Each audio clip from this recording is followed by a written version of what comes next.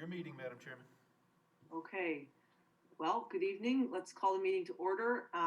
It's really great to see everybody at the close of this year and in this deep, dark winter. Thank you for weathering the storm to get to your Zoom account.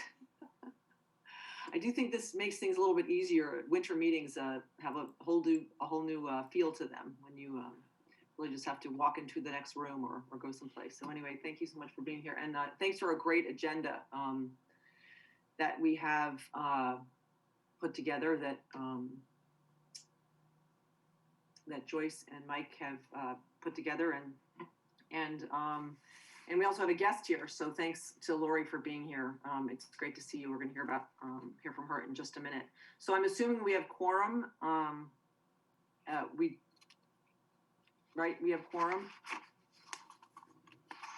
Okay, I can do the roll call. Do you want to do roll call? Okay, whatever. Absolutely. Okay, let's do roll call.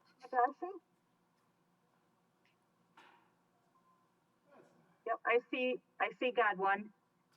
Jennifer Cleary? Mallory Gorman? I'm here. Hi, Mallory. Hi there. Michelle Merton? Did you say Marshall Mertens? Yes. Yeah, I'm here. Okay. Brian McKee? I saw Brian too. Maybe he just doesn't have his mic on. Dorothy Krause? I'm here. Adrian Wofford? Okay, we have a quorum. And just for our edification, is anybody there with you at the city or? The chamber I'm at my desk. I don't think empty. in council chambers. Okay. Okay. So on the first item on our agenda is the approval of the September 14th minutes. Yeah, do we have a motion to approve the minutes? I move, Madam Chair. Godwin. Yeah. Do we have a second? I'll second Marshall. All in favor? Aye. Hi. Opposed? Great, thank you. Those were very thorough.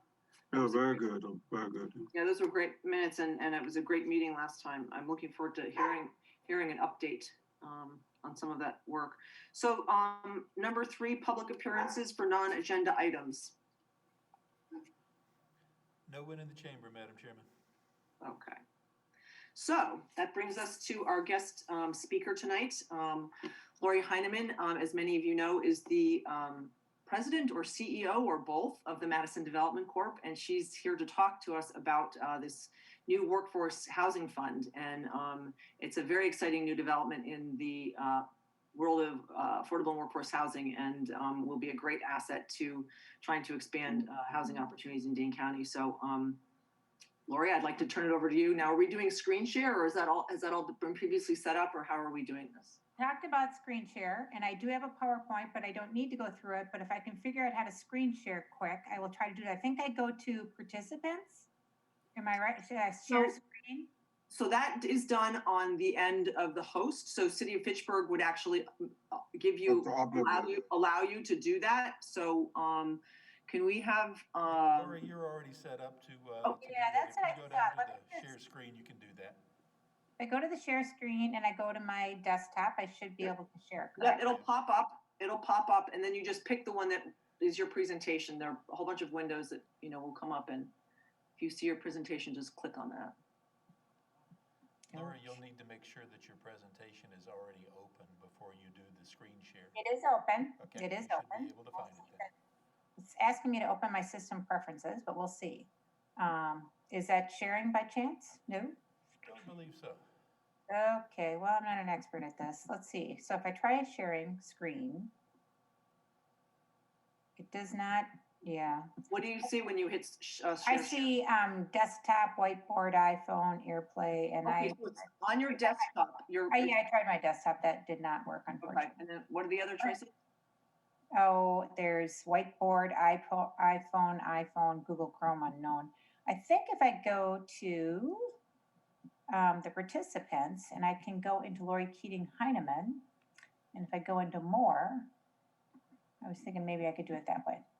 Okay, well, that's okay. It's no problem at all. I can cover it without having to share the screen. We're gonna copy it earlier, so it's. Yes, well, I did just a very brief PowerPoint. So what I'd like to cover today is just, and you all know this very well. So first, I'll start with thank you all for being willing to sit on a committee for Fitchburg and to focus on housing. It's really critically important to Dane County, and we truly appreciate everybody who volunteers and kind of helps out their local communities. So about 2 to 3 years ago, a group called the Economic Civility Council was brought together by the United Way of Dane County. And Rich Lynch was the past chair of the United Way, and he partnered with Renee Moe to put together a group of employers to kind of help focus on what they could do for poverty, helping people in poverty throughout Dane County. They focused on several different areas and decided that they were going to put their efforts towards a workforce housing fund. And so they brought in Whitefish Partners, which is Alan Fish and Bill White, early in 2019, I believe it was, to help them kind of structure this. And they, on the committee, they had the chancellor, they had the city, they had the county exec, they had American Family, Madison Gas and Electric, CUNA Mutual Foundation, Oscar Runenbaum Foundation. And Whitefish Partners brought us in May of last year to kind of structure and put a fund together, which we did. So we spent the first 6 months talking with developers to find out where the gap was in funding. And then we started putting it together, and we got out on the road in early March of this year. And that lasted for about 2 weeks, and COVID hit. And so Alan Fish went to the university to help them with their facilities plan, which is critical at this particular period in time. And Renee Moe went back to the United Way and focused 100% on saving the world, which is what she's done a great job on. So I got a call from Rich Lynch in May, and he said, I think we can raise this fund. Let's just go out and try it. So we did. And so our goal was to raise a workforce housing fund that could fill the gap in project capital stacks, and where there are sources of funds such as a primary lender, different governmental programs and TIF districts and tax credits.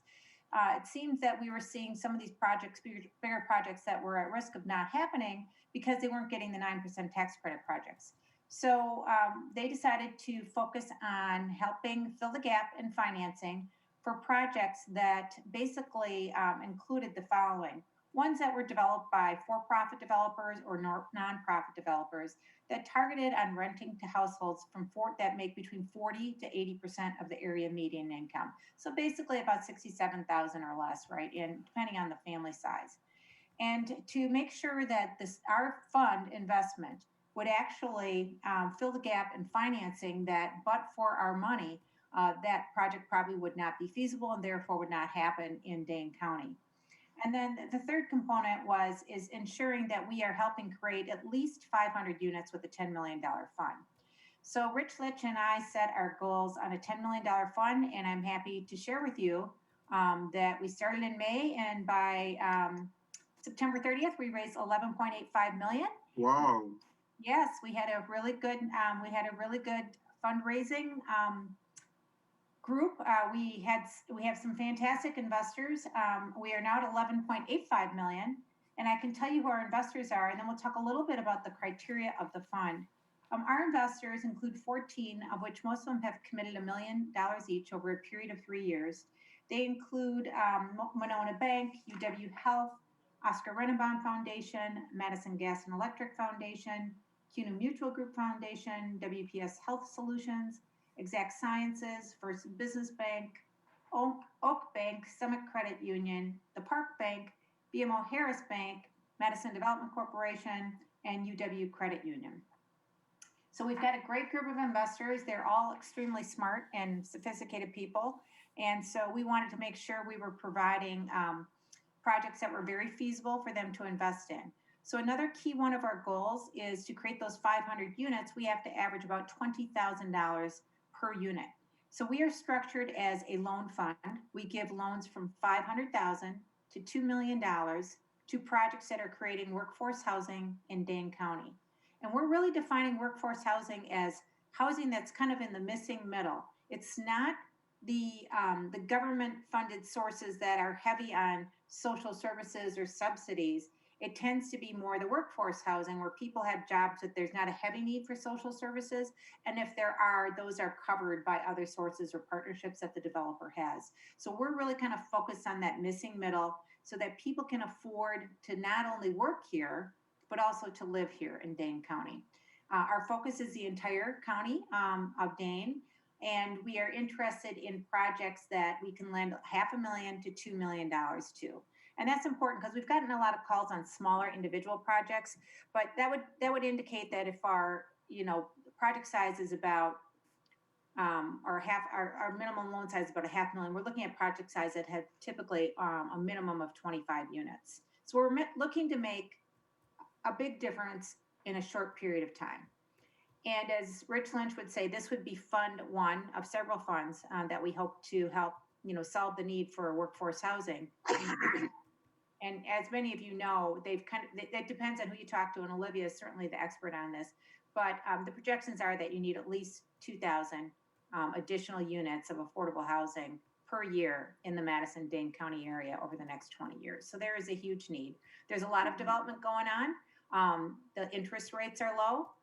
The tax credits projects and the city and the county have some really good programs for investing in affordable housing. But the downside is that the cost of lumber has gone up so much, and the cost to build has gone up, and the capability of getting appliances and things like this is very difficult right now during COVID-19. And I say that from a position of experience. Madison Development Corporation, we've developed and acquired over 107 units in the last 2 to 3 years since I've been there. We just completed a 44 unit at 1946 East Washington Avenue called the Grass Camp. It is workforce housing. It is universally designed. It's all granite countertops. We've got a gym. We've got underground parking. So I think one of the things that, of course, your committee knows this already, but affordable workforce housing is really determined affordable by the source of funds, not by the quality of the building. And a lot of people think it's cheap, housing, but it's not cheap housing. These are very nice projects, and we're seeing them go up throughout the county. So that's a little bit about the fund. What I also wanted to talk about is, our approach is basically to work with 4 different types of developers, as I mentioned, for-profit or nonprofit developers that are looking to either add units or create units. And we also want to make sure that all the units that the fund invests in, that they keep those units affordable for at least 15 years. So our loans will typically be for 15 years, a locked interest rate from 4 to 5.5%, depends on the project and depends on the guarantees, et cetera. But a modest rate of return, not mezz financing, not as expensive as that, but certainly more expensive than bank financing because we're coming in a subordinate position behind the bank.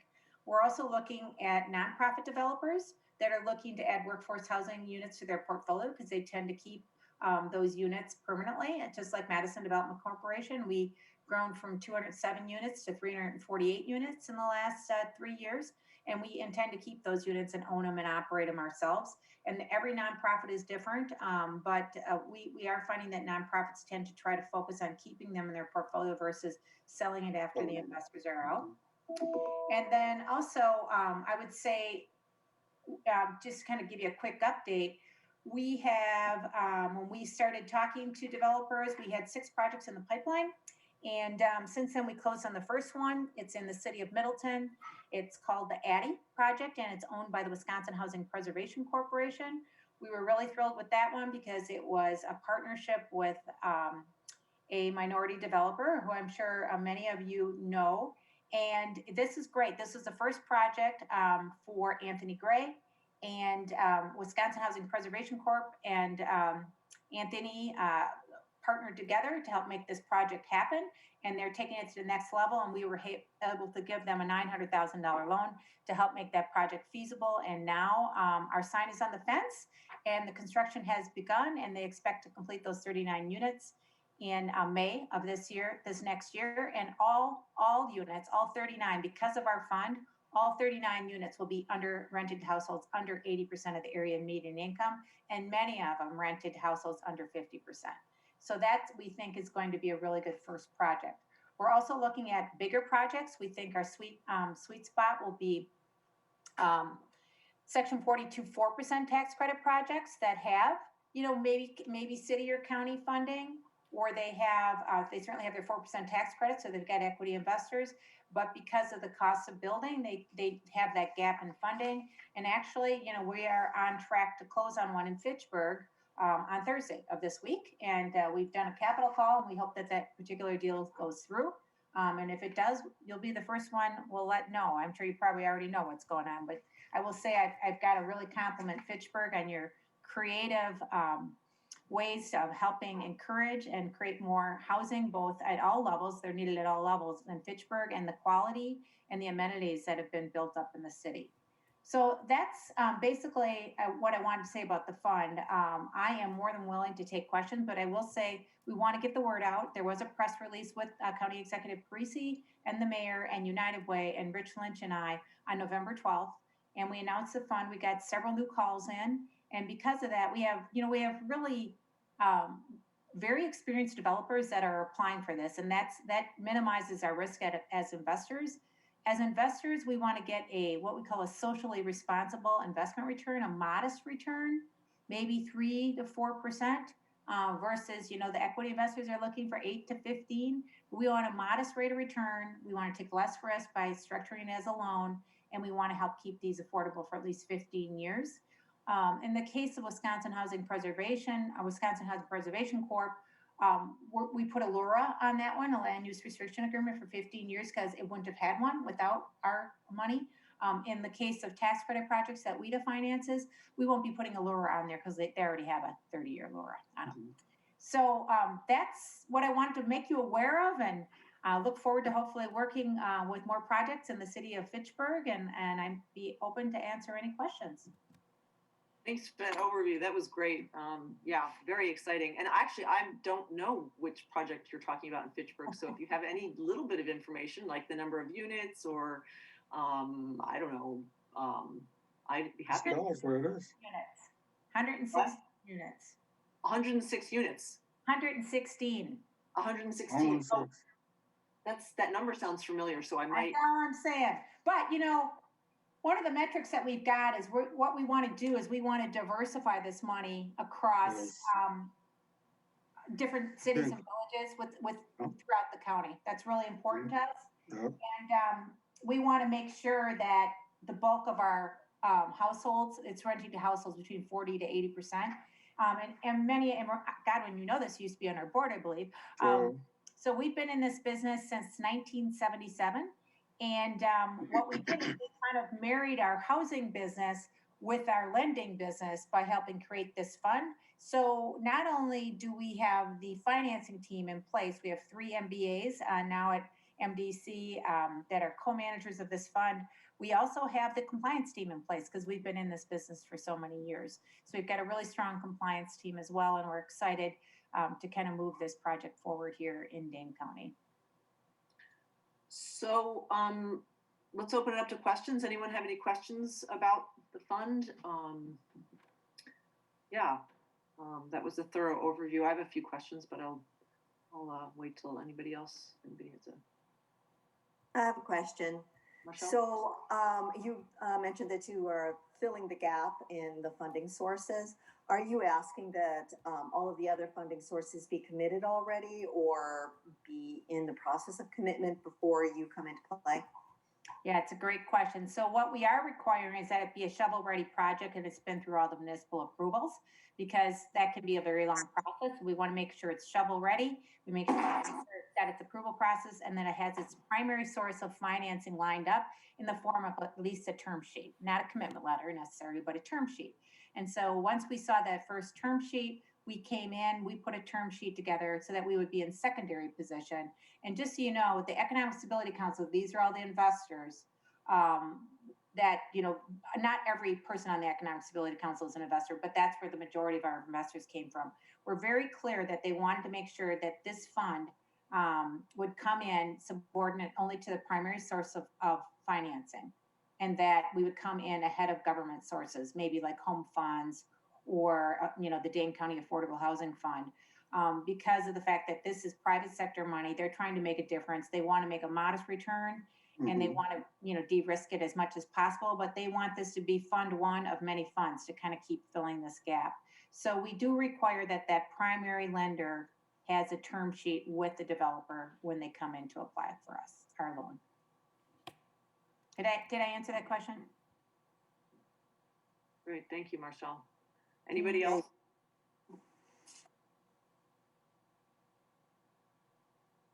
I'll just ask, it's ongoing, right? It's there's no time when you can come in at any time, or is there a? It is not revolving. This week, we talked a lot about structure, and it is not a revolving loan fund. Our investors commit for a period of 3 years. We make the investments, and we will exit out of the investments by requiring a balloon payment at the end of 15 years. And what we anticipate doing is we will be fully invested within 3 years. So it looks like this year we'll be deploying about $2 million of our fund, and then next year we expect to deploy another $4 million, and then in year 3, 2022, to deploy our last, $3 to $4 million, and we will start fundraising Fund 2. It just makes it cleaner for the investors. Mhm. They're invested, they exit out. If they want to commit to Fund 2, then we keep the money coming, but we don't roll it back, and we don't, we just keep it very simple from a fund administration standpoint. Yeah, that's fantastic. Interesting. That's interesting. Yeah. Yeah, we're an LLC. We operate under an operating agreement. We had a lot of discussion over this in the beginning of the year with our legal counsel is Foley and Lardner, Wayman Lawrence, and our accounting counsel is a combination of Baker Tilly and SBA. So we have the best in the industry here in Madison, and we really struggled with the right format, but determined that this was the one that could protect the investor's position, and we could still have a Fund 1, and we've already got 3 or 4 new investors lined up for Fund 2, but we just had to get to a close so that these developers could get their projects back moving forward here. So we did close it, but we could have kept it open till the end of the year. So they'll have another opportunity in 2022 to invest. So I just want to be clear on who can apply. Anybody's applying for tax credits, whether it's a 4% state or federal or the 9%, correct? Not the 9%. You are not eligible for our funds investment with the 9% because those are pretty much fully funded. Right. Okay. And it doesn't have to be just a tax credit project. Okay. We just think that will be one of our niches because we're seeing some gaps in the 4% awards. Mm-hmm. But we expect more nonprofits to apply for this as well for projects that they're developing. Right. And they wouldn't, some nonprofits do tax credits like Moving Out does, but some nonprofits do not. Right. And so you said new or additional units. So do you mean like if there's Fitchburg has a 25 unit multifamily that's sort of on the cusp of getting sold and could be privatized, and would that be something, a rehab? If you want to rehab 25 units and save those units, or is it only what do you mean by addition? I think that's something that we consider, but I will tell you that because of the need, we're really focusing on new construction. Because number one, when you have new construction, it tends to be less riskier from the standpoint if you're not putting commercial in it. If you're putting commercial in it, then it gets a little riskier. But if it's truly workforce housing, which, the vacancy rate is very low in that, we believe that if we can create more units, and if there's market developers out there creating more units, then we're going to be able to solve the solution a little bit better than in rehab, because those units are already there. It's just a matter of rehabbing. And just, MDC, we're rehabbing our Avenue project right now. And we think rehab is important as well. It's something we'll consider. But for this first fund, we're really focused on making a very big impact in a short amount of time by deploying capital into new affordable housing projects. Right. Okay, I'm going to butt in. It's Joyce, Lori. Hi, Joyce. How are you? Good. Thank you again for coming to join us this evening. Just one quick question, and now I lost my train of thought here. Just give me a second. Do you have a scoring criteria or something like that so say you guys had million or $5 million available when you have 7 projects. Do you have like a scoring criteria similar to the tax credits or? Yeah, so what we have is investment criteria, and that's a very good question. And I can tell you exactly what our investment criteria is. So it's written into our operating agreement, but basically we're looking for a debt service coverage ratio. Our goal is to get 1.2, but we will go as low as 1.1, depending on how the cash flow goes. We're looking at a loan to cost ratio of at least less than 85%. And we're looking for a loan to value ratio of less than 90%. And then a per unit investment by the fund of 20,000, around the 20,000 range, or less, so that we can get the maximum number of units with their loan sizes. We also look to see what rate the developer would be willing to pay and how long they'd be willing to lock it in. They have to be willing to accept a land use restriction agreement from the fund if there wasn't any in place from the, like a WIDA tax credit project. We are more than happy to do interest only for the first few years and go to amortization all the way up to 35 years. The developer has to have 2 to 3 years of experience. We obviously do a lot of background checks, and I mentioned before, they have to have a gap in financing, and the project has to be shovel ready. And then the loan size between $500,000 and $2 million. But otherwise, that's it. We consider ourselves regulatory light because we will rely. Now, I say this as the former banking and securities commissioner, okay? I know that, but yeah. So the reason I say that is because we are not looking to add more reporting onto the developer. We are looking to piggyback on the WIDA reports or the other reports that they are providing to their primary sources of financing.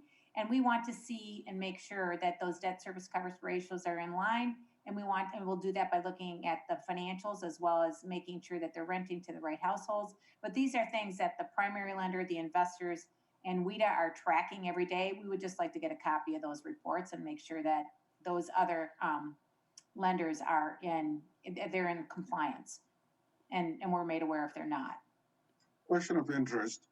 You talk about providing your services to all of Dane County. Mm-hmm. One of the things that we've been looking at is is how Fitchburg, for example, is seen by many developers. In your experience, do you see a desire to be in Fitchburg, and do we have the environment that is encouraging people to invest here for what we're talking about? I mean, the reason this is important for me is that the location of Fitchburg between the east side of Madison and the west side of Madison and Verona almost seems to be the right place to be in terms of, my God, there's Verona out here, there's Oregon out here, there's East Madison and West Madison. So from your experience, have you seen a desire for Fitchburg to be a place to invest in? Tell me, just from your experience. Yes, I mean, I've already seen 2 presentations on Fitchburg projects, and Okay. they talk a lot about, as you know, in affordable housing, you're looking to be close to proximities. That's And you've correct. got you've got trails, you've got parks, you've got shopping, you've got schools, grade schools, not obviously the high school level, but you've got those amenities and fairly close to the highway, which is very nice. And if you look down the road and with Exact Sciences booming, University Research Park growing, you are in a very good position and very close proximity to happen on 12 and 18 and right onto the highway. So yes, I would say that we are seeing for-profit developers and affordable housing for-profit developers very interested in that area. Thank you very much.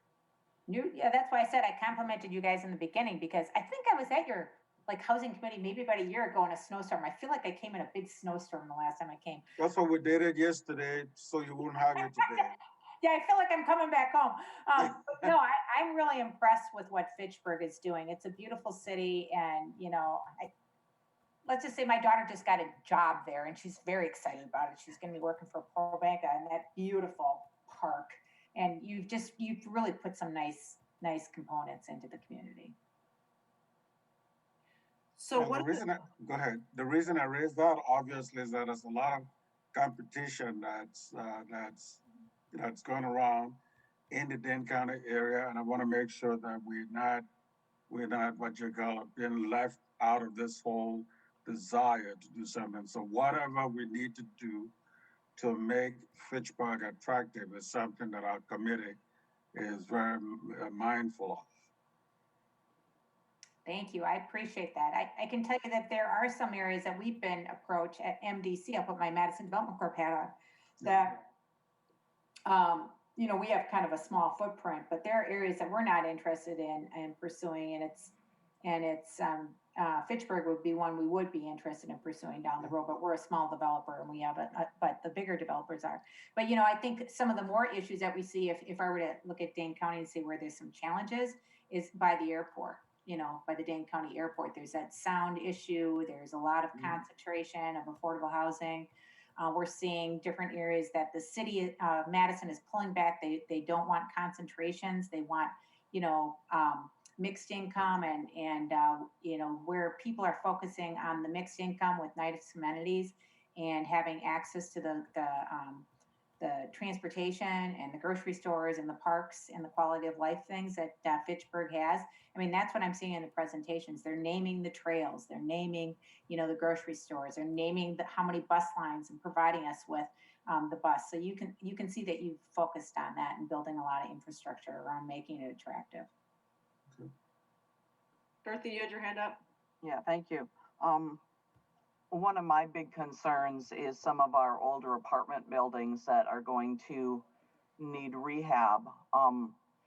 What is kind of ideal environments for people, for owners of those apartment complexes and even single buildings to be able to get into this program? Yeah, I know that we have talked to a couple people on rehab projects, and I would love to hear the business case for it, quite frankly. And if it is a 25 unit, or maybe there's a couple of buildings that they want to buy and do one big loan, we are definitely open to discussing that. Overall, the fund wants to see more units created, but you have to have quality, right? You have to have quality affordable housing. So you don't want those running in disrepair and then it becomes a spot for crime and things like that because people don't want to live there. It's not kept up. So we understand that. And we're not against rehab at all.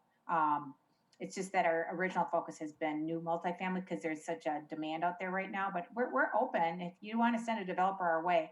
What we can't do, because we're kind of a small team, we're not a big syndicator that, has 25 staff members to run this fund. I mean, we put this underneath Madison Development Corporation because it aligns directly with our mission of not only providing affordable housing, but also financing affordable housing, which was in our 1977 application to the IRS.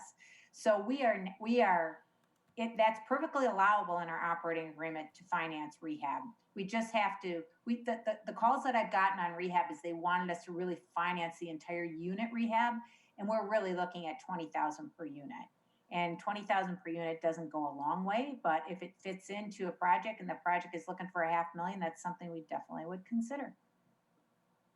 And that's okay for existing units, as opposed to adding units? I think so. Okay, because that's going to become a real serious issue not far in the future for a lot of property owners. And well, Dorothy, often too, when people are doing rehab, they do, layer the financing. It's not just one person that gives them all the money. So, right. Right. So this fund could potentially be one of those layers. So what do you do? I mean, what is it? Have you had a lot of calls, or I mean, how are you kind of? Oh my gosh, It's been brutal. How are you fielding all of this, or sifting it, or do you have criteria that people? A week, the usual. No. Okay, so this is why we're very focused. Now, the week after our press release, I did spend quite a bit of time on the phone. And so what I'm going to do is get my criteria checklist together because we didn't add a lot of criteria to that press release. But as we get calls, we're sending them the criteria. Now we're going to kind of create a one page or here's our investment criteria that I went over with you, but I went over it through our investment memo. So we need to communicate that better. And then I think when people do inquire, we're going to start putting our sign up on the projects that says Dane Workforce Housing Fund, contact MD Corp. Here's our website and our telephone number. And then we'll be able to provide them with that criteria so they'll know whether or not that they would fit into kind of our niche. We're not going to certainly solve all, we're not looking to replace city, county, village, any funding that source that's out there that they can get. I mean, we're looking to just fill a gap that if the project's not going to happen, we can maybe fill that gap and make it happen. So on some level, getting that criteria, Libby, I have not made that public. So on some level, and I'm happy to announce it, through the newsletter, DCH newsletter, but it'd probably be good to have those specifics so you don't get inundated. So at this point, then, is it a first come first serve?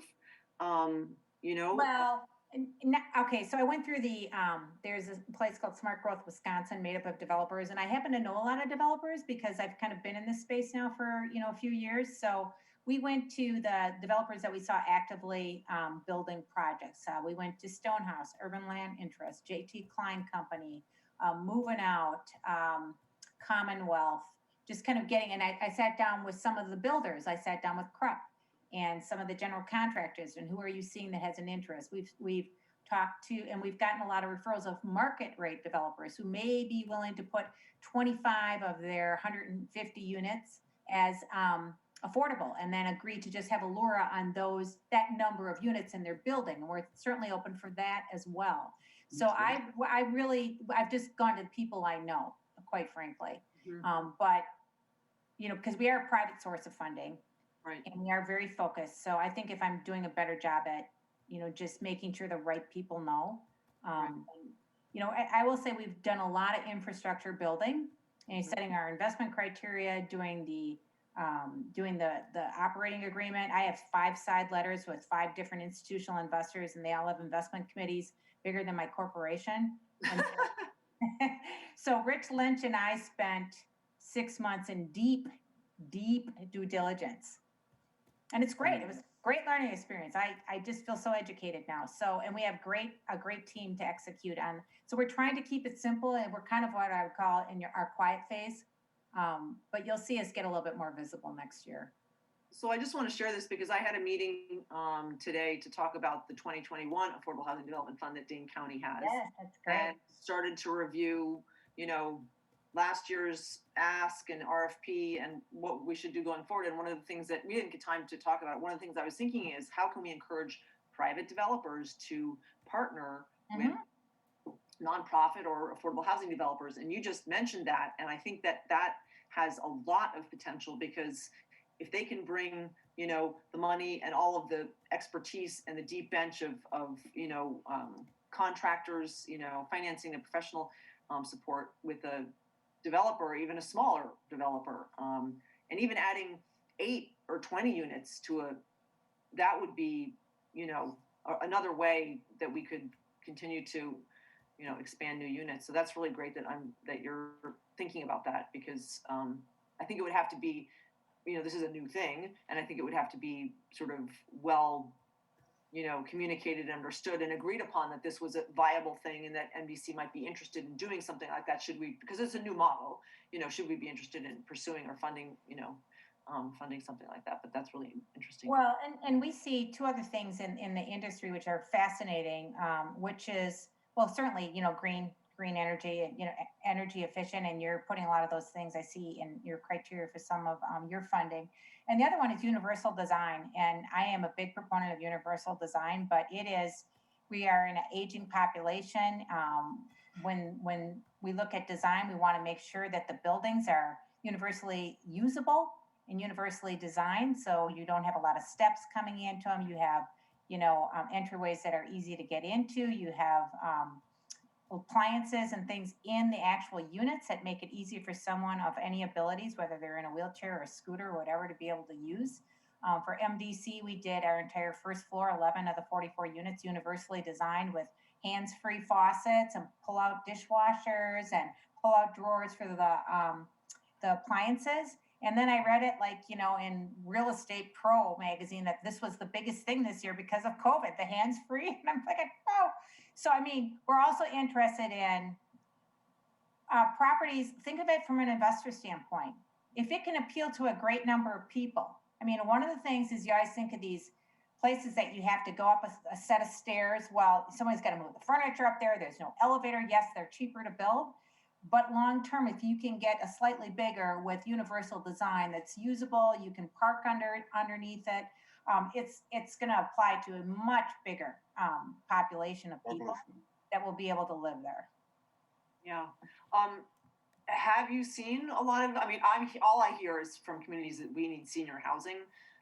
That's just a mantra throughout the whole county. But are you hearing people coming in talking about developers specifically senior housing, or are you just trying to get away from that with universal design and not kind of emphasizing that so much? Well, I don't know if the Dane Workforce Housing Fund would go into something that just focuses on one age group. Okay. Okay. I don't think we've looked at that. They tend to have a lot of outside investors in them. But I will say, I mean,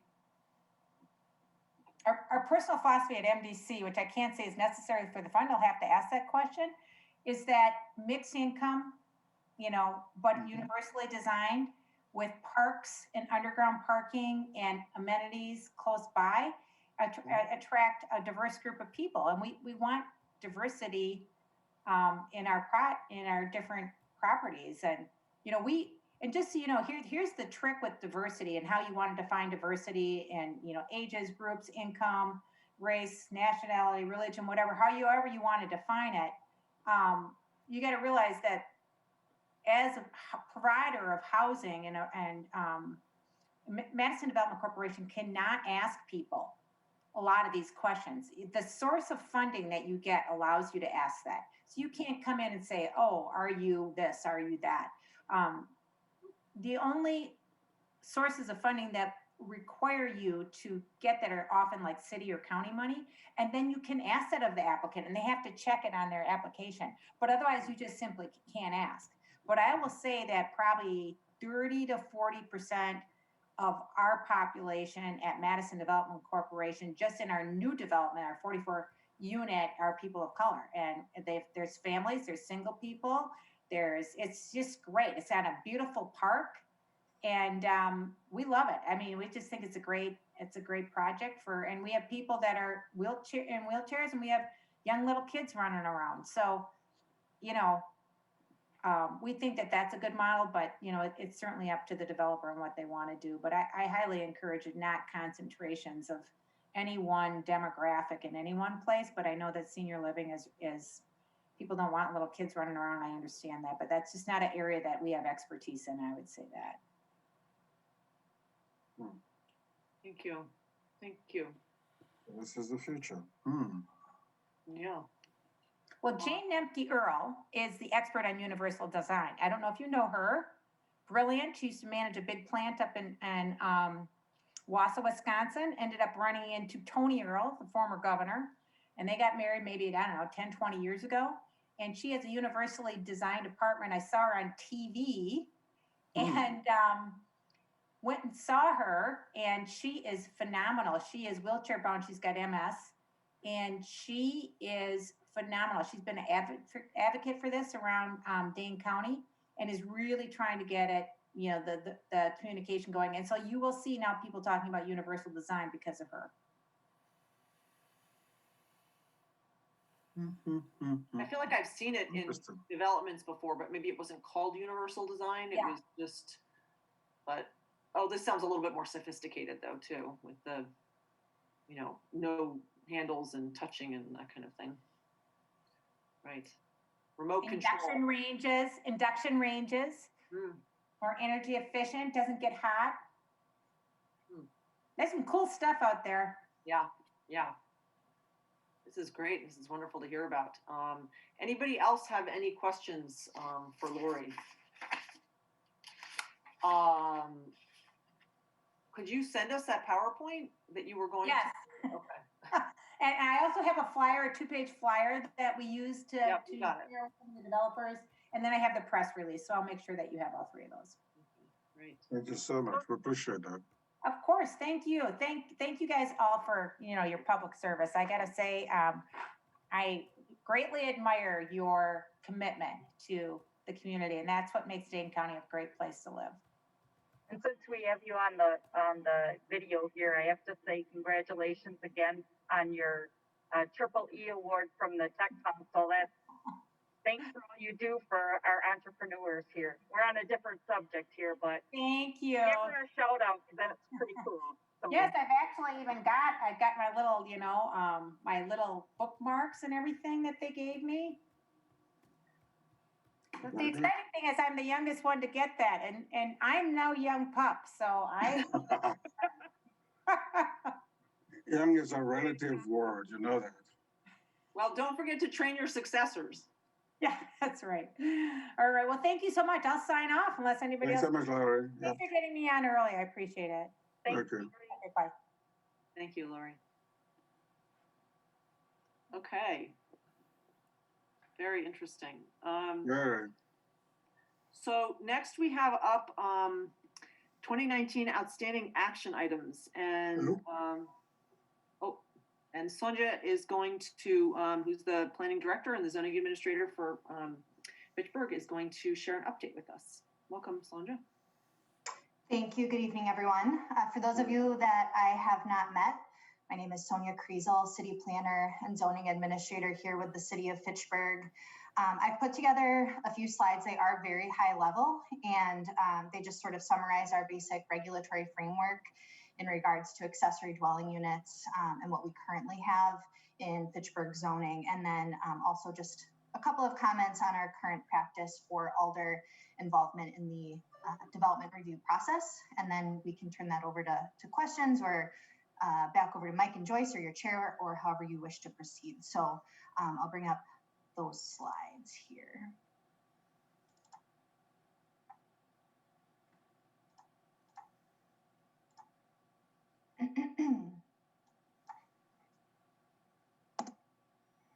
All right, so as I mentioned, just some high-level overview of first starting with accessory dwelling units. Single-family zoning districts are, of course, generally characterized by the single detached structure occupied by a single family. However, many communities have begun to address accessory dwelling units in their residential districts as an affordable housing strategy. Accessory dwelling units, in their very name, accessory, would be inherently secondary to the primary residential use. So this means that they're typically smaller in relation and typically have other regulations, such as being under common ownership. So these types of limitations would, keep them more relative to the single family character of the district. So if the housing committee wanted to recommend some changes, that's often an important consideration in crafting those regulations, is character of the single family district and whether how that's prioritized. So accessory dwelling units are always a separate living unit, characterized by having their own kitchen and bathroom. So it is a separate functioning living area, but it can take different forms. So it would either be integral to the structure itself within the home. So those would be your basements and attics, or small additions. They can also be detached structures in their own backyard unit, for example, or above a detached garage. Accessory dwelling units, as you know, are recommended as a strategy to increase affordable housing in the City of Fitchburg's housing plan. We touch on the affordability components for renters that can be people in different transitions. For example, an adult child that is transitioning from college to career, or it could be different living situations or circumstances, such as a care provider relationship for an older adult, a family member, a parent, a mother-in-law, or it could be for someone living with a disability that lives independently but requires some additional assistance now and then. ADUs can be enabled in zoning districts either by a permitted use or by conditional use. So permitted uses occur by right. You're allowed to do those without seeking additional permission from the city, whereas with the conditional use review, an additional level is required, and you would need to go through a public hearing. Neighbors would be notified, and plan commission approval is required. And after review, if conditions could be met, then the use could be allowed by conditional use. Fitchburg already does allow accessory dwelling units in different ways.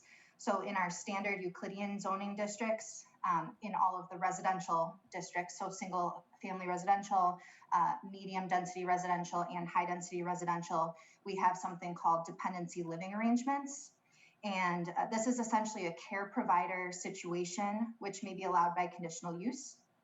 There are a few tighter regulations that limit the scope of a dependency living arrangement compared to ADUs more broadly, which we just touched on. So in this situation, one of the units must be owner occupied, and the other is occupied by either the care provider or the dependent person.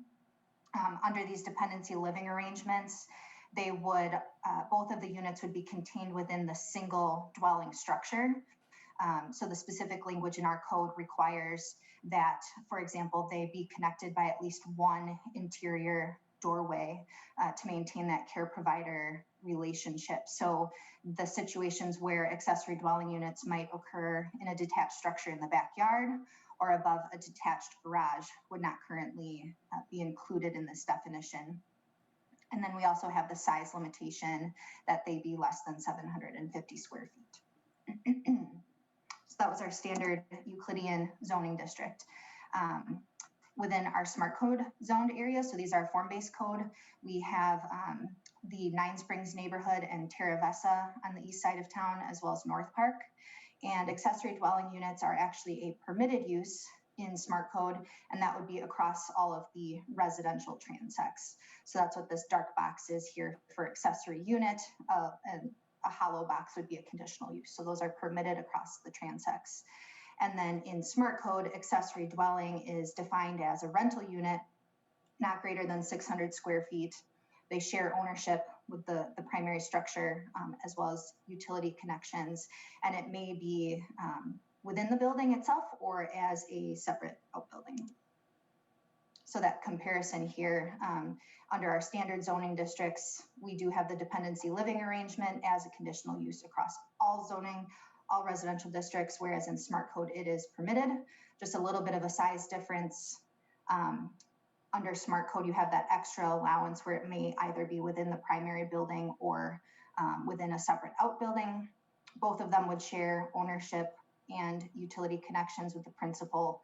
And then in smart code, it's a little bit looser in terms of no regulation on the relationship of the occupants to each other. And in Euclidean, we have that strict dependency care provider situation. So again, this was just intended to give you a high overview of what's allowed today, and then open it up to questions and feedback and see where the Housing Committee wishes to go in the future.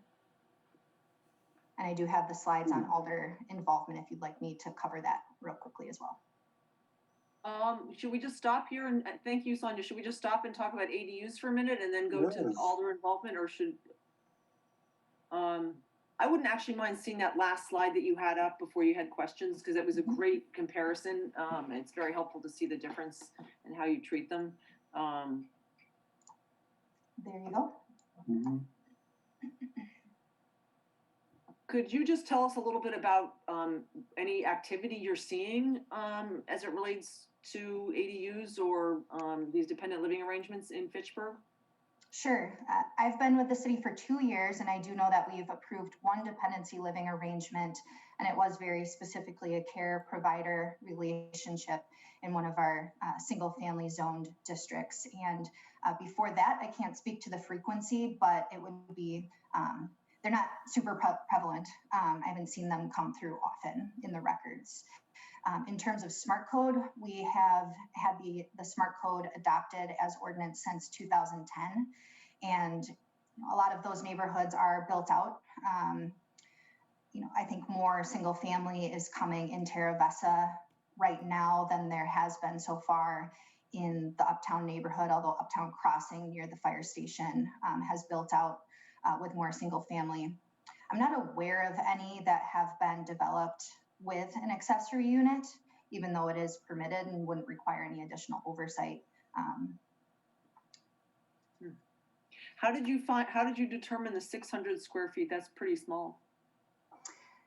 Yeah, I don't know the background that went into that. The code was already existing prior to my involvement. I've seen 750 more often. It's been a while since I've looked at Madison's regulations, but they do have a size limitation as well.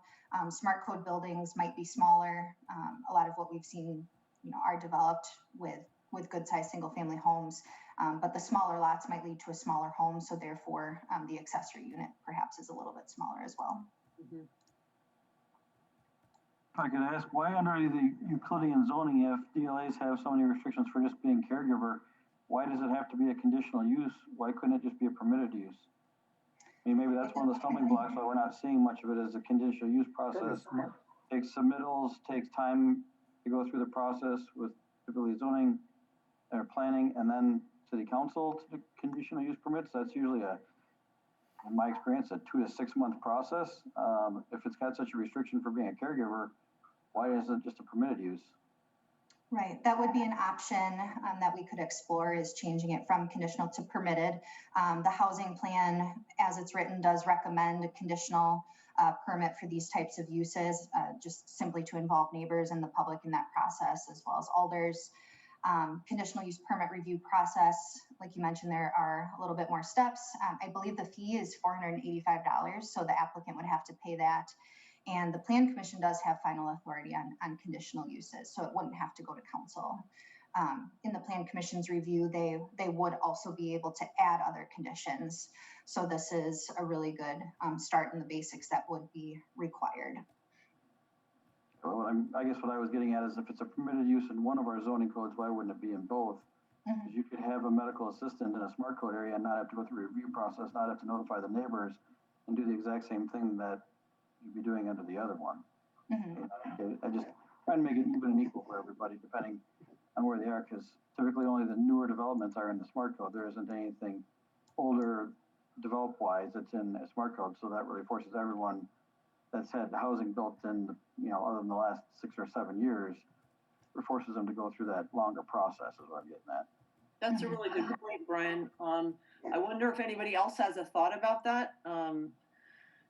Any other? This could be why you only see maybe 1 or 2 of them, Sonia, is that it does cost, it does take a lot more time, and typically in order to go through the CUP process, you have to have plans already designed and committed, and you're spending money up front for something that you don't know you're going to get approval on. And I think that's one of the hindrances to that whole process. Not that there maybe is that big a need, but if we're making it less expensive and permitted in one zoning code, I think we should make it the same for both. Yeah, it does make sense given especially the high demand for senior housing that I'm hearing about pretty constantly, and then when you don't have your person to take care of any longer, then it actually could be an additional room or or maybe someplace you want to put your teenage kids or but anyway, something to consider. Does anybody else have any comments or thoughts about that? Picking up on Brian's observations. One of the things that I end up seeing, and yeah, I would like to make them match a lot closer. I would prefer the Euclidean to be more like the smart code.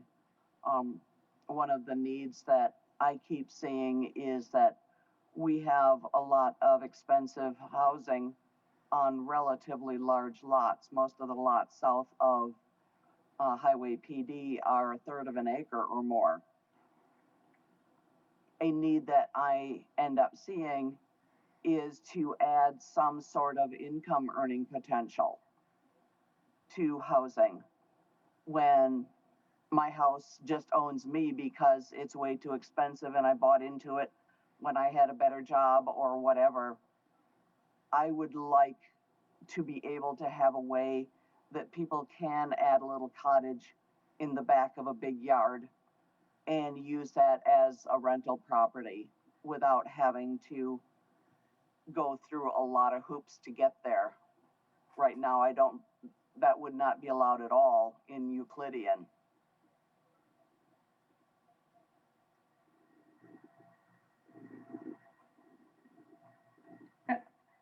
Can I ask a question, Olivia? This is Julia. No. Yes, you can. So my Yeah, question.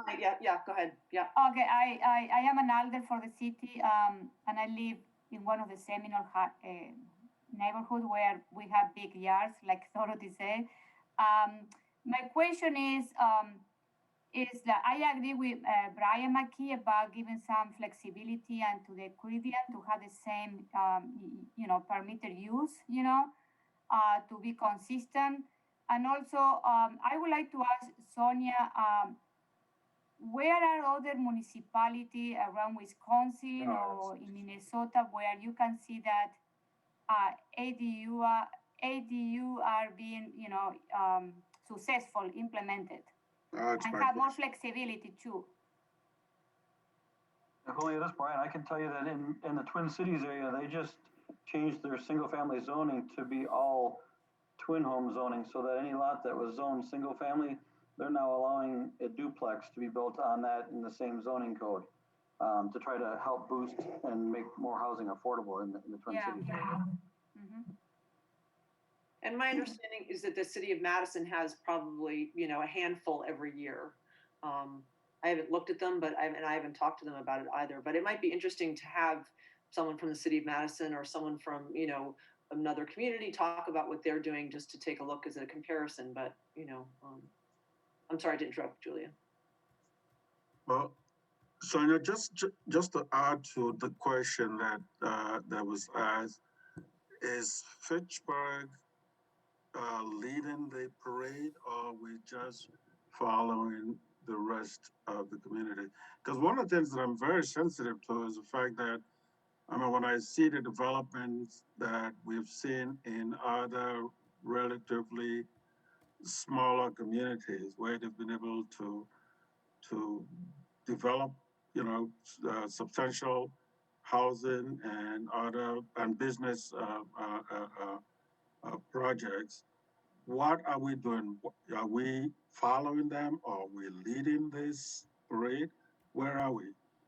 Right. In terms of ADUs specifically, I did not put together a thorough review of what other communities have in terms of demand or what their regulatory framework looks like. Having come from the city of Monona, this was something that people approached very cautiously as the decision makers, and ultimately decided not to include it in the comprehensive plan rewrite when that was going through its process in Monona. Some of the concerns are, the change in character in a single family neighborhood and adding an additional dwelling unit to a single property.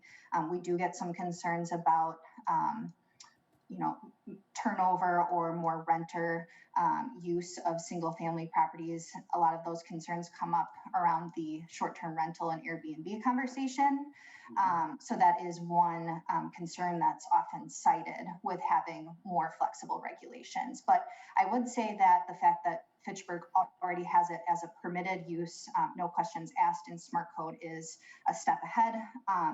As well as, some starting point in our Euclidean zoning. And I think this has been in there for quite a long time to allow dependency living arrangements as a conditional use. So if you wanted to go further, there could be tweaks to open up and remove some of the care provider relationship specifically, or you could talk about the benefits of perhaps going from a conditional use to a permitted use. Yeah, this is Brian McKee. I believe in Madison's R2T or R2-3 zoning, they allow for an accessory dwelling unit as a, separate zoning class. So maybe, where Fitchburg might have R1 and the Euclidean method, maybe when we're doing new developments, we create an R1A or something like that, so that when a development may go through the development process and zoning gets established in different areas, maybe there's an R1 and then some of that might be an R1A, so that it's an added piece rather than allowing it to go back into existing housing stock areas if it's, a concern for the elders and the areas that might see some of this redevelopment. Brian, out of curiosity, are developers like you excited about this kind of arrangement? Like the smart code, for example, is that something that's an incentive? The smart code has pluses and minuses to it. You just heard Lori talk about their concern with when a project requires to have some commercial in it with some of the multifamily, how that affects their decision making. From my experience, some of the projects we've looked at and doing in Fitchburg that have some commercial to it, it's the more risky part of it than just doing a straightforward apartment building. Having that requirement as part of certain parts of the smart code, not all parts of it require the commercial, but depends on your density, et cetera. So it can have an effect on that in the smart code, I guess. The other part of it is some developers have just been doing more smart code development work. I'm maybe a little bit more on the old school version because I've been doing that type of development in Verona and Middleton, Madison, and years ago in Fitchburg, but just not any Euclidean any smart code zoning in Fitchburg in the last 6 or 10 years. Do you ever see developers doing single family development and actually adding simultaneously an additional unit or a we did a development on the west side of Madison called Woodstone. It was a 20-acre development, 175 single-family units. And part of that originally we had zoned with that R2TA zoning from Madison that allowed accessory dwelling units. And we did it on corner lots specifically just because then we thought we could have a second frontage, kind of make it look a second entrance so that person felt like it was their own home rather than something into it. But the demand just wasn't there for it. This was back in 2011, 12 when we did it. And so we ended up rezoning that out so that we could just do them as just single family houses. Interesting. So you could probably stop sharing, Sonia, if you don't mind. So what are some thoughts for next steps or further considerations?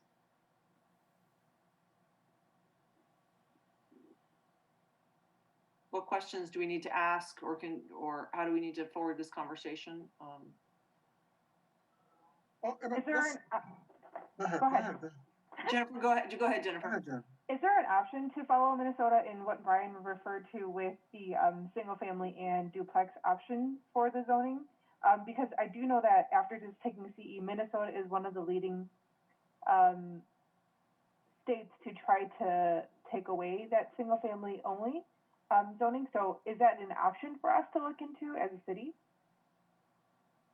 Yeah, I think Minnesota was definitely the leader there in making that substantial change. I don't know how many other communities have followed their lead. It was Minneapolis specifically, I believe. But before they went and pursued that in their zoning change, they had that very substantial amendment to their comprehensive plan. It's not something that Fitchburg would be able to do. It's not consistent with our comprehensive plan to make that sort of substantial zoning change and outright abolish your traditional single family zoning district. So that would be something that would be much more open to public input and legislative input than we have as part of this, which would be potentially more just a tweak to your accessory dwelling unit regulations. I think Godwin? Yeah. Did I you? was about to say, I mean, one of the things that we have is we have a lot of land in Fitchburg. I mean, that's a major asset in terms of long term. And what's swirling in my mind is that we don't want to. I don't know. I mean, I don't want us to begin to make it very difficult for people to focus on Fitchburg and what it offers. And so if Minnesota, for example, has done this, what has Minnesota seen as a result of that? Has there been an increase in housing? Has there been, people feeling that this was not the right approach. Maybe Sonia, you can just give me a little idea of what's happened in Minnesota since they started doing things of this nature. Yeah, I don't really have a background on that topic specifically. It's really a different animal and a different conversation than the ADU conversation that's on the agenda for tonight. So, you know, I think you have some options and some direction and feedback that you can provide as the housing committee if you wish to open up the ADU standards specifically. Interesting. Julia? Yeah, so I think when this topic was introduced to the elders was the idea that how we're going to make this possible in the city of Fitchburg. You know, I don't think maybe, you know, we can go so drastically to what Minneapolis is doing, but at least we need to have some flexibility to offer this in our comprehensive plan, and people be aware that we can offer that. There is some flexibility because, and this is my option. If we are gonna continue what we have, you know, I don't think that one was the point where I got engaged and looking and doing all the research, and we have all the discussion that we have with the council. It was the idea, okay, so we know that how we can, so we know about this, how we can accommodate this in our zoning. If we have to do it, how we're gonna do it, at what level. I don't think that we need to go to the other extreme, but at least we need to offer some other flexibility beyond what we already have. So this is my opinion, that we should, this housing commission should recommend to the council that, yes, I think we need to look to provide more flexibility, to provide other, how we're gonna make this ADUI, you know, more, you know, to offer other type, you know, that we can, I have a house and I can build that in my house, in my, you know, low residential zoning. You know, so I think we need to start having the conversation and to have some direction from this group. So, so maybe we can have input from the public, we can do something, but I think we need to start moving forward to you know, So to have some direction with it. This is, Who's talking? Who?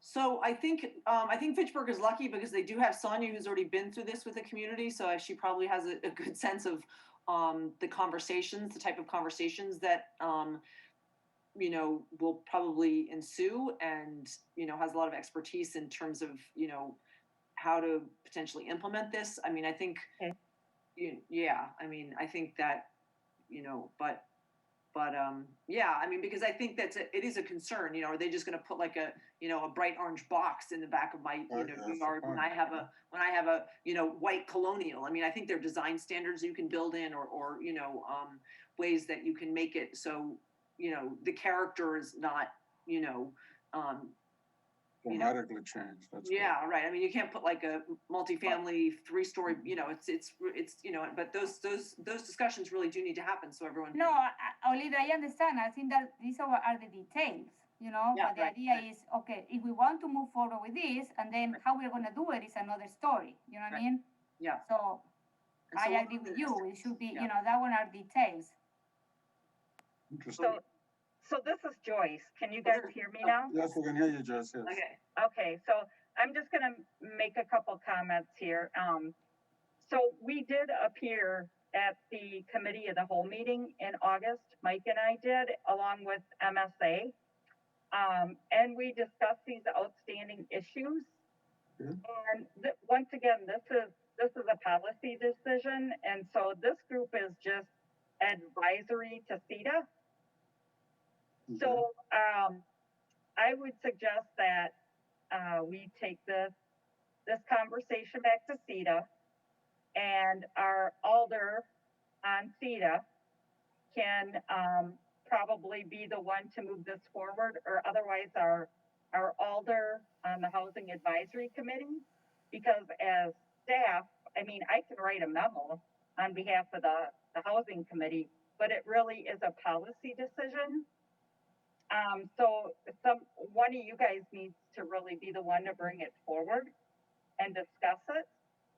I mean, we could ask the plan commission to add it to an agenda to discuss. That might be an approach that we could use. But once again, we don't really have any authority to make a policy decision. So that's my 2 cents. Well, my take on it is that, my take on it is that Sonia's presentation is food for thought.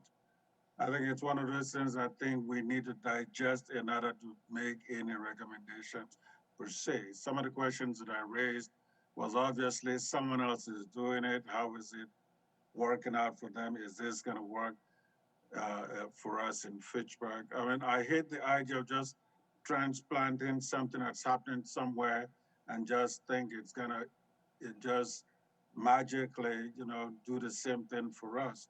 So I think what I'd like to do, not for this meeting, I mean for the next meeting or for a while, is think about it as a group and ask ourselves, is this the Fitchburg we want to build? And if that's the Fitchburg we want, then maybe we should study this a little more.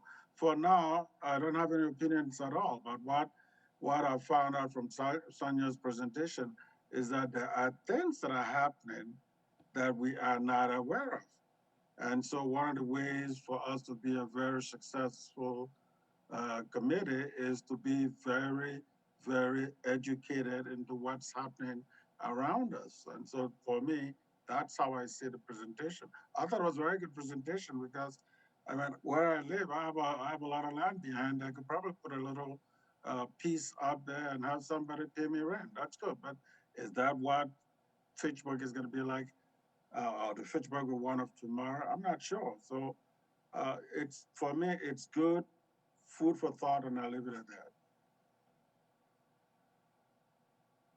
So it sounds like there is interest in continuing this discussion, thinking about it more, and reflecting on the options. And, it might even be helpful just to start to, to look at some of these units, and, maybe reach out to Madison and, see what's happening. see what,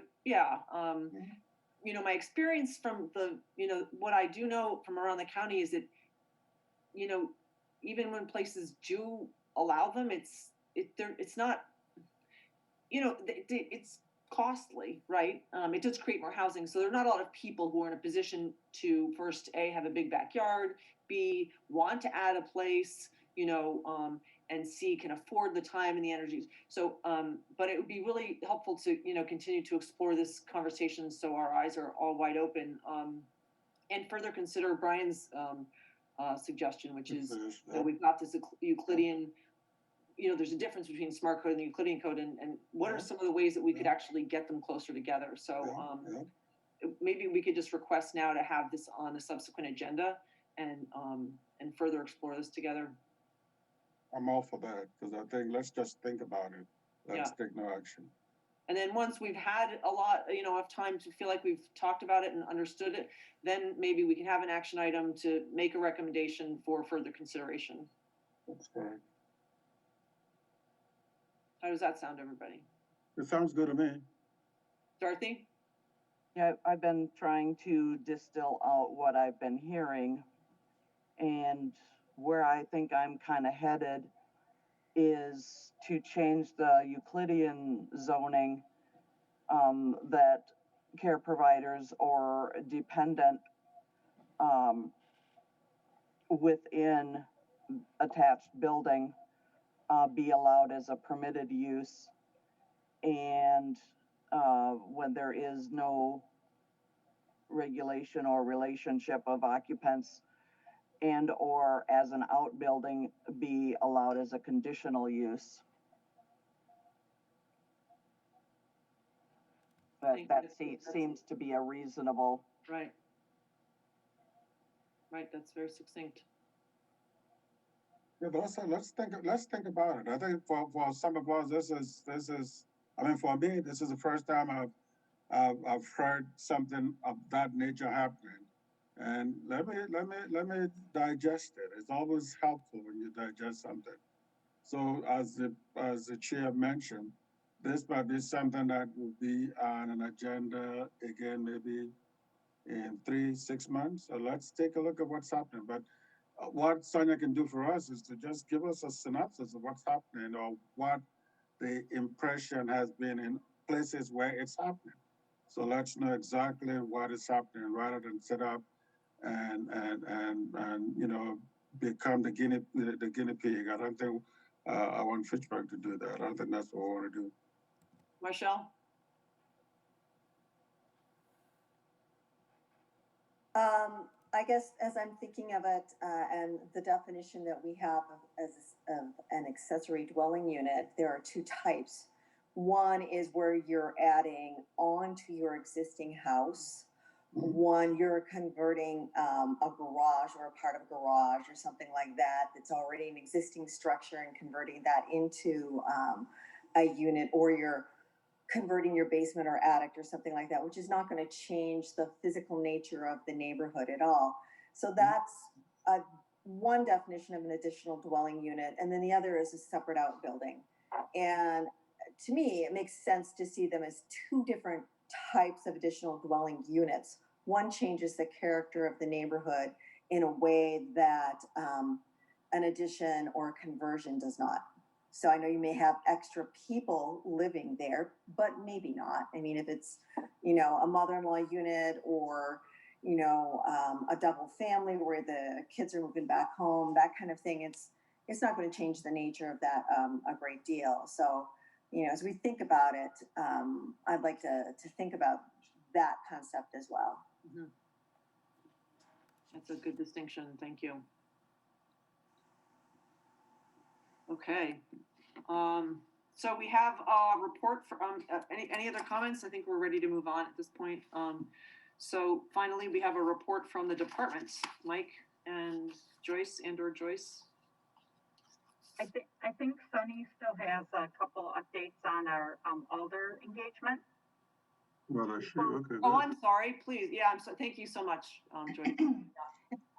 Thanks for the feedback on the ADUs. I'll be happy to work with Joyce and Mike and get some follow-up information as needed for the next discussion. So they also, you know, in preparing for this meeting, asked for some just real basic comments on the Alder engagement and the development review process. So just like the ADU topic, I'm not, you know, with this information, I'm not suggesting any specific policy improvements. That would be for these various committees to recommend and take forward. But what I have here is just what exists in our current ordinance and what exists in our current unwritten practices and sort of what we think works best for this engagement. So the topic came also out of the housing plan. It is highlighted in there as an opportunity to make some improvements to the development review process. And so they specifically mention thinking about how we can better engage with our elected officials. And that might be staff, developers, or the public, and just how we can facilitate those conversations better. So for standard sort of public notification, and this is really for just contacting and notifying you know, nearby property owners or the public in general, for anything that requires a public hearing, those are rezonings, conditional use permits, any sort of legislative matter like an amendment to an ordinance. We, the zoning code, we do a 300-foot mailing around the relevant property for that public hearing. If there's a minor comprehensive plan amendment, the planning department will mail out notices to properties within a 500-foot radius. There are different types of applications that go above and beyond this standard mailing, and they do by ordinance require neighborhood meetings. Those are facilitated by the developer and hosted by the developer. So city staff and alders are currently not on the hook for any sort of time or required procedure to reserve rooms, to send out notices for those, to you know, set the agenda for those. Those are led by and held by the developer and required of the developer. So the types of applications that those are required for include a comprehensive development plan, which covers a larger area, 35 acres or more. And they are also required for planned development district zoning applications. They're also required in our comprehensive plan when a developer or alders or the mayor are requesting a minor parcel specific comp plan amendment. So when those are required, neighborhood meetings are held. We always advise that the developer contact the alders for that district and invite them to the meeting. Above and beyond the applications where the neighborhood meeting is required, sometimes if it's a controversial project or even if it's not, we also recommend that a neighborhood meeting could be useful. So that might include an application like architectural design review, where someone's just making an alteration to a building or they're developing from the ground up, any sort of site and structural development that's happening independent of a rezone, for example. We would still recommend that they hold a neighborhood meeting. And sometimes they do. So that was kind of the overview of how we reach out to the public and what's required by policy. In terms of working specifically with our elected officials and alders, nothing is codified by ordinance or by any sort of policy recommendations within planning documents. And it would be up to this committee and other committees whether or not that's how you would want to proceed. I know in a lot of cases, rather than putting something in an inflexible regulatory framework, you might instead develop a list of best practices and post that for people to follow and use. And I think that is in fact what's recommended in the housing plan, to pursue that best practices guidance rather than having something strict and inflexible written into a code, for example. Other things that we do to engage our elected officials: when the planning department receives an application, part of that review process is to send it out by email to city departments for review, for example, the Public Works Department or the Fire Department, and we ask for comments back on their requirements and feedback and suggestions on the application.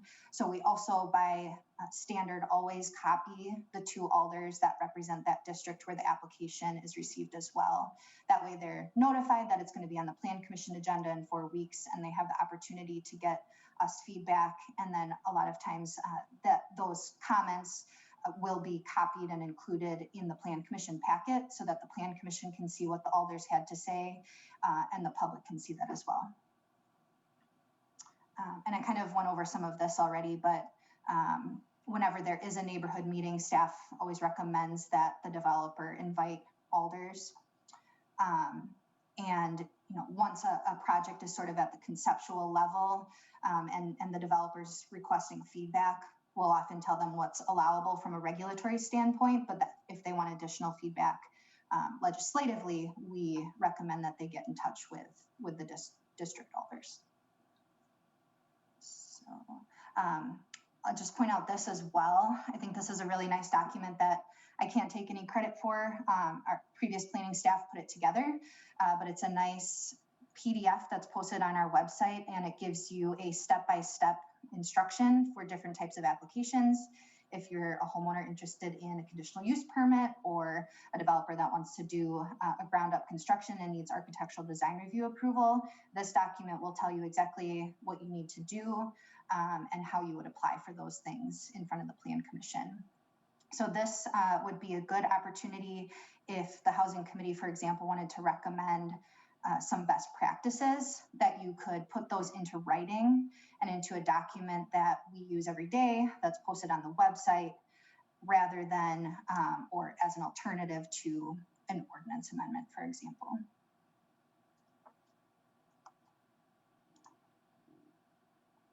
That's great, Sonia. Thank you so much. Very good, Sonia. Very, Good. very thorough, very thorough. So someone's gonna have to remind me why this originally came up, and if there was issues with it and there were too many alders reaching out, or how is it working for the alders that are here? How is it working for you? What is in place now? I enjoy knowing what's going on. That's one of the main reasons I'm involved. I like to know what's going on. Too often we don't find out about things until, and really specifically in the smart code zoning, I don't have any things going on in my district for smart code, So those alders might get different than what I get. But we often don't know about projects going on in smart code until after it's already happening, because a lot of the work is done and approvals are done right out of the department and we never see them. And that's always been somewhat of a concern to me. So I would like, and I've asked for information from the department to go to all of the alders on what's coming up for them.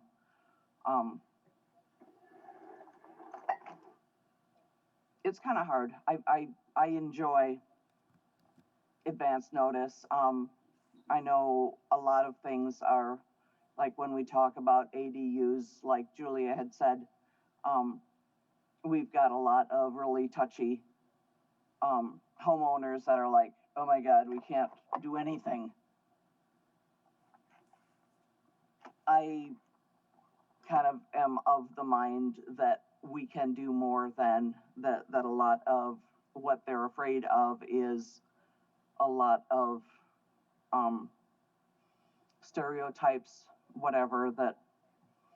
So I would just like to be able to work more closely earlier on with developers to help talk to neighbors and things so that neighbors don't get as scared away as they so easily can. Thank you, Dorothy. Thank you, Dorothy. Julia? Yeah, so I agree with some of the comments that Dorothy made. Sometimes my personal experience, I found out what is going on because the developer called us to us and it's already, maybe they call us because they're frustrated with city staff or with some of the answers that they're getting from the city staff.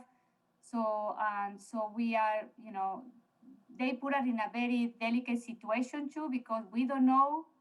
We need to, we don't know the process. We don't know that we're talking about developing our district. So I think we need to be more transparent. And also, I know that there are some projects that they need some privacy because we don't know, they don't, they are still in the negotiation with, the purchase of the land. And I understand all of that, but sometimes I think sometimes we elder find out about stuff, because most of the time the developer call us, and sometimes, we are in a, so we don't know all the facts, so we can, so we need to, go back to city staff and request information and what happened, but I think also, I like when I am informed. Sometimes, I receive information, and especially when they are the neighborhood meeting, I would like to go to those neighborhood meetings because sometimes you can get a better idea on the discussion with the developer and the neighbors about what are the neighborhood concerns and what is, so, and that one is going to help me in the future when I need to make the final decision, because I need to have in consideration all of these variables. So I think we need to be involved in this process. And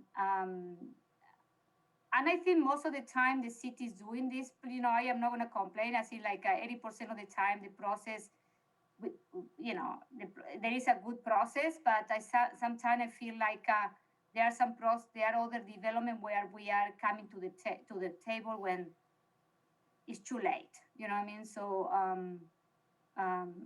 so that's it. But I so far we have a system, it's work.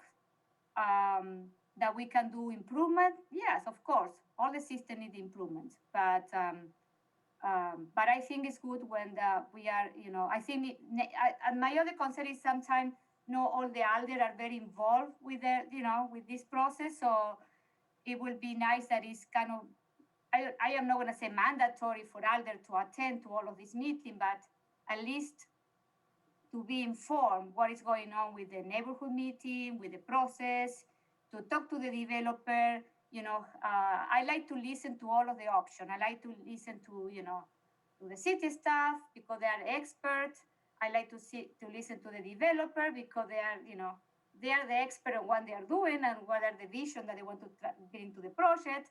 And also I like to listen to the neighbors because, it's going to be, the development is going to be close to them. So if they like it or not, so I like to listen to all of the parts. And I hope that all the other follow this. Sometimes they don't do it, but maybe we have a process that is more like, especially when we have new alders, we should have a process that say, you know what, we recommend you to attend to this meeting. We recommend you to follow up. Sometimes new alders, they don't have those process and procedures like in a handbook, So sometimes when you're new, you don't know what to do. So maybe we can do something like a guide for new alders, or a checklist, what to do. I don't know. Thank you, Julia. Anybody else want to chime in? Thoughts, suggestions, comments? One question I have is, when does it was under statutory requirements, but the community meeting, when does that actually get triggered? Like, is there criteria around that, event? Is it a certain time or? Right, so for PDD zoning, for example, Planned Development District, that's a negotiated sort of create your own zoning district with specific standards to that project. So the point at which the neighborhood meeting is required is prior to formal application for the first step, which is your general implementation plan. So before you even get to that point, they've already held a pre-hearing conference with the Plan Commission. They've already held a pre-application meeting with staff. So in most cases, we're 2 months ahead of that, and we've already recommended that the developer contact the alders, or we might have already engaged the alders ourselves if it's a more controversial project or a large project. So it's not triggered formally until that specific point in the process, but depending on the project, engagement is already happening sooner than that. And so for a 40-unit, 50-unit development, is there a community meeting that's required? Or is it? Not if it's just an architectural design review, for example. That's not one of the applications where neighborhood meeting is required. There are just certain circumstances where that's the case, the comprehensive development plan, plan development district zoning, or a comp plan amendment. There are, of course, the standard, just like all municipalities do, for public engagement with the mailing notices for a rezoning or a conditional use permit. But the neighborhood meeting is different for certain applications. Okay. I just saw a hand. Who had their hand up? Dorothy? I was thinking through with the notifications for that the developers are supposed to send out. I know we've gotten complaints from neighborhoods that the developer didn't do what they were supposed to do as far as notifications and whatever. I would, and this might be a conversation between us and Sonia, us as in the alders, to find a way where the notification systems or whatever become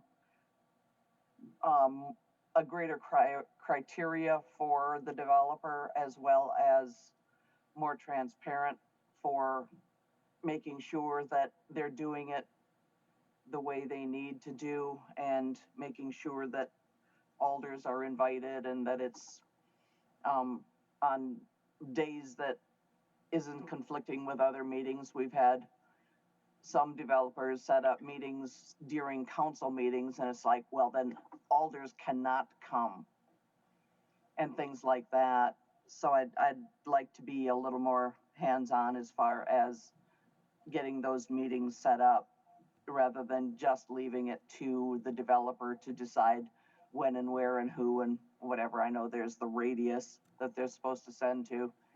One thing that I've come up with, particularly related to McKee Road construction, that I ended up going through Sonia with, there's an apartment complex on the corner of McKee Road and Seminole Highway. The notification for that project went to the apartment owner. It did not go to residents. And I had to get them to send notifications to residents specifically. So that's one thing that I would add in, is that notifications go to residents, not just particularly in that radius if it contains apartment buildings, because those apartment dwellers are involved in the discussions as well. Well, don't you think that creates a problem for the property owner? I mean, I'm trying to, if they have conflict of interest, now you got a problem. So I don't understand that. I mean, there's got to be a fine line that we can drop, that we can use. But the idea of saying it went to the owner of the property, who between you and me has the ultimate responsibility for something, and you want it spread among the tenants and the owner, that creates a potential problem, don't you think? Well, what I'm talking about is a project that will impact an area in the neighborhood that they're supposed to send notices to the people that will be impacted. Well, the impacted people to me would be those who live in the area, not the people who are renting from the property. I mean, that's not, I mean, anyway, that's not, this is not the venue for this, but I'm just thinking out loud. I think if a developer wants to make sure that everybody who owns property in that area has an input on how it's, how his development will work. If we begin to add the tenants on an existing property, I think we're going beyond what we should be doing, encouraging people to invest in Fitchburg.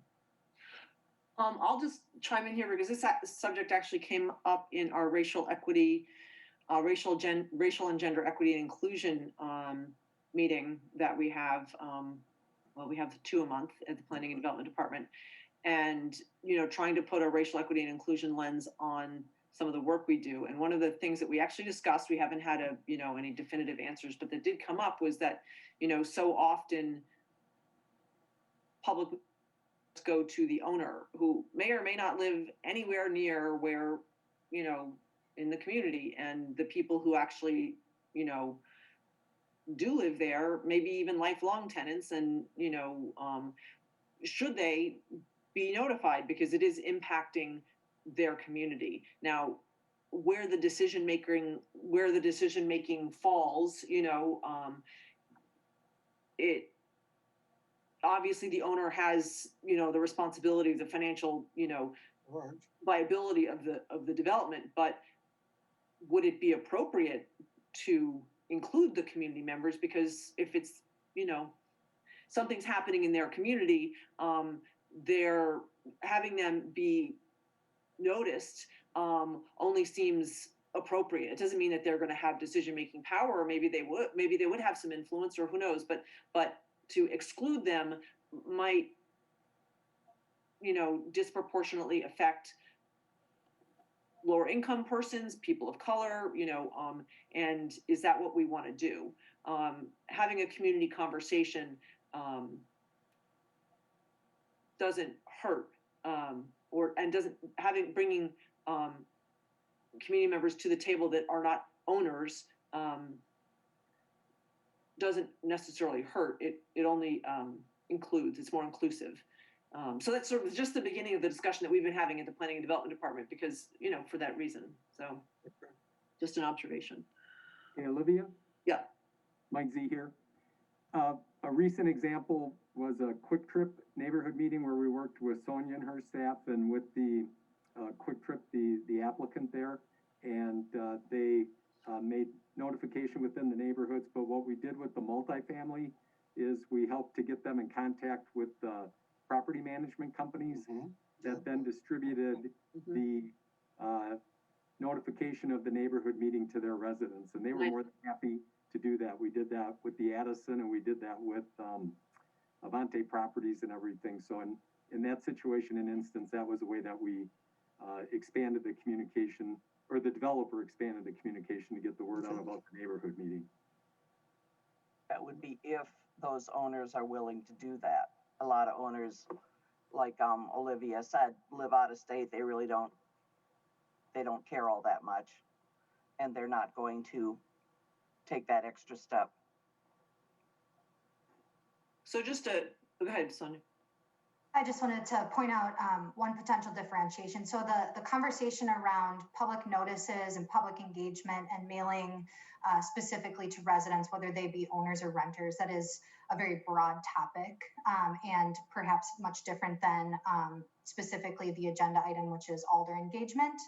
So my understanding of the housing plan recommendation was that, while they're both related and impact each other, the frustration was potentially more around alders either feeling like they would like more information, or on the developers side running into some political challenges that they wanted to see maybe facilitated a little bit better. So just wanted to point that out. Right, and I do think we have had scope creep with this. Thank you for that.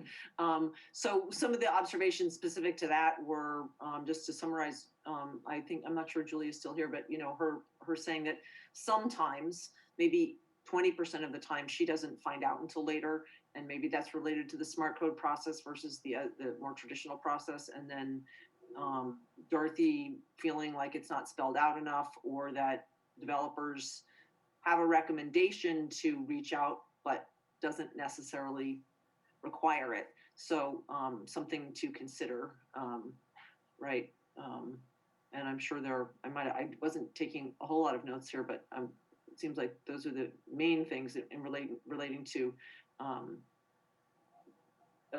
alder engagement. Oh yes, and training, or providing some sort of a guide so alders can understand what it is that they're, what the whole process is and how they could be involved and how they might be able to impact or communicate with their constituents. So Olivia?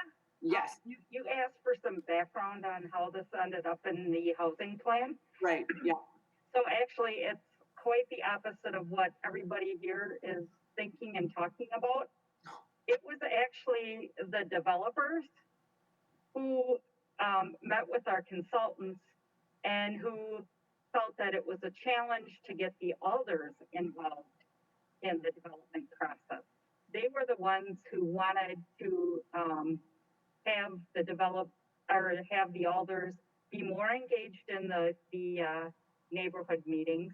They really wanted them to be like the host of the meeting and to be knowledgeable about the project and to be somewhat of a cheerleader or the go-to person between the residents and the developers. So it wasn't the alders saying, we're not getting information. It was actually the opposite. It was the development community who, one happened to be a rezone and one happened to be a comprehensive development amendment.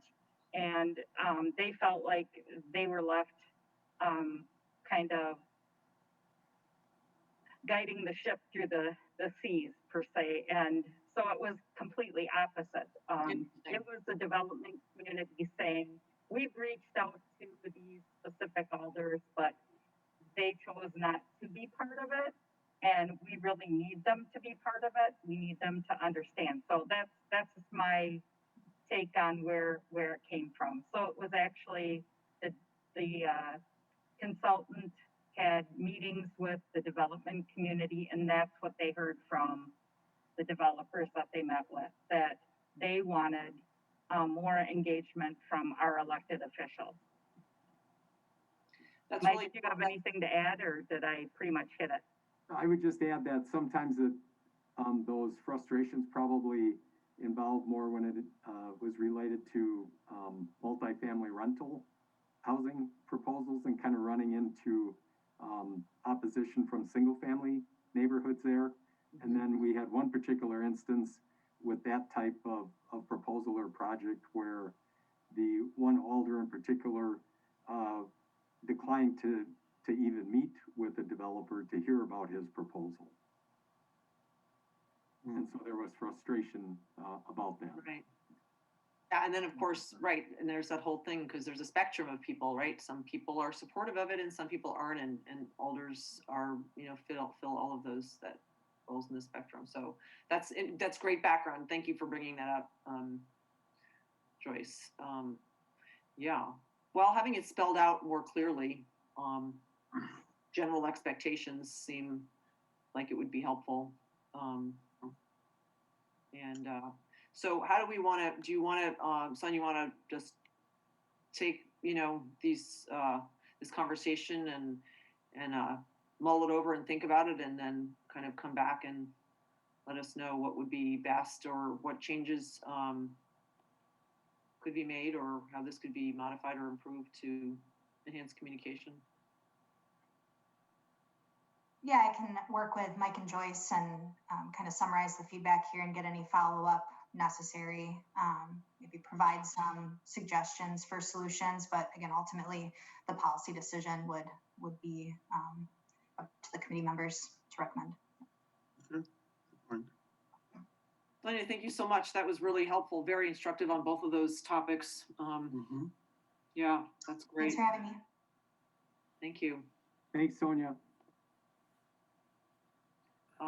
Now we can get to the report from the department. So Joyce and Mike, if you have a report you'd like to share out. Joyce, are you going to talk about the housing endowment? I'm sorry, what did you say? You want to talk about the housing endowment? Scope? That we've reached out to, so we've had contact with H&A consultants after our last meeting to discuss getting a kind of a scope of services contract together, ready for Q1 of 2021, to start looking at some analysis. I believe they reached out to Mr. Brian McKee, who's lounging on his couch there, and he was willing to maybe work with them on some of their analysis. So thank you, Brian, for that. We had about an hour and a half Zoom call and talked about costs and budgeting and stuff. So if they got asked to do this, that they'd have a better background, I think, where the costs would be.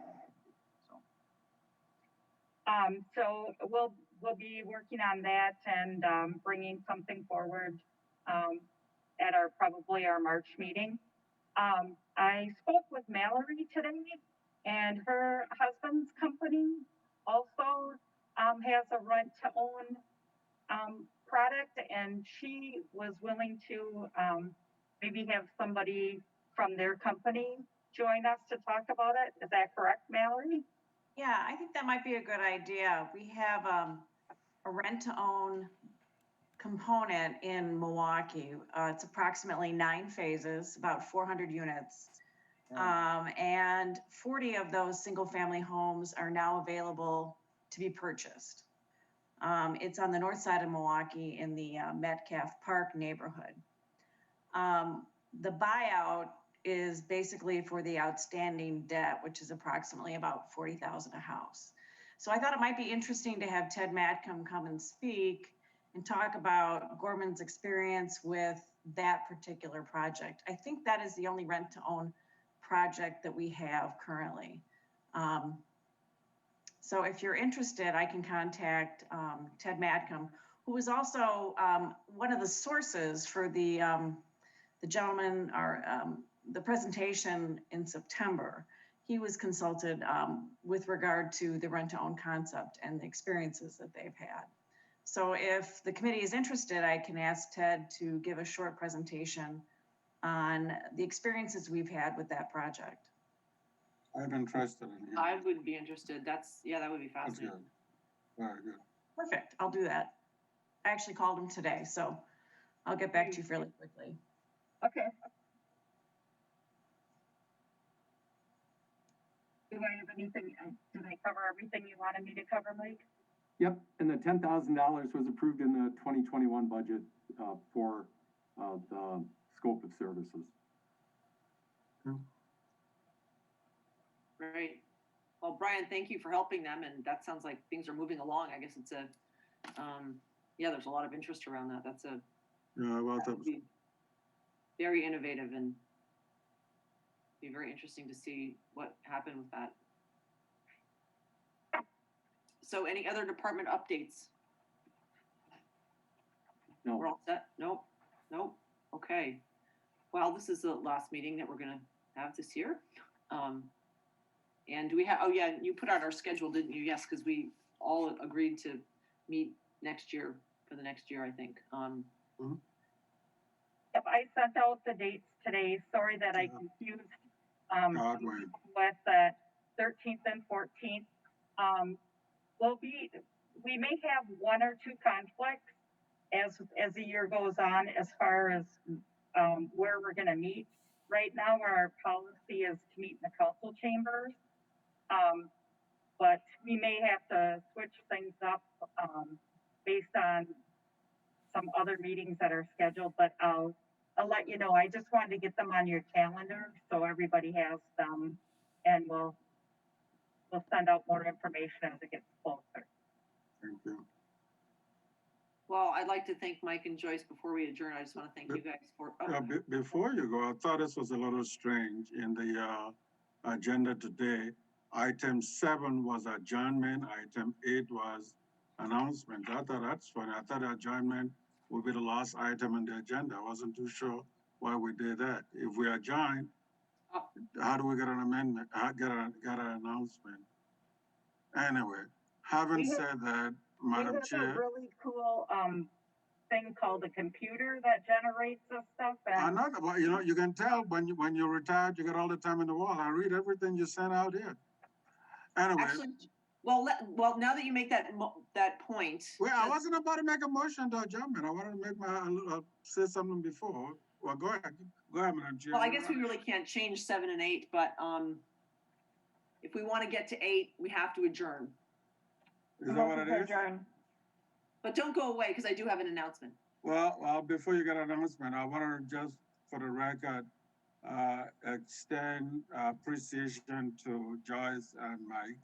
Right. I mean, as a former public servant, I think people take you for granted, but there's a lot of work and a lot of love and a lot of sacrifice that people do. And I remember in 19 years in the state, I mean, you went the extra mile, and I don't know how we do it, but I wanted to make sure that I wanted to make sure that both of you, I wanted for both of you to know that at least I do appreciate the work you do as a citizen of Fitchburg and as a volunteer for everything you guys want. So I wanted to make sure that as we end the year, we want to be very grateful and thankful for all you've done, and it's much appreciated.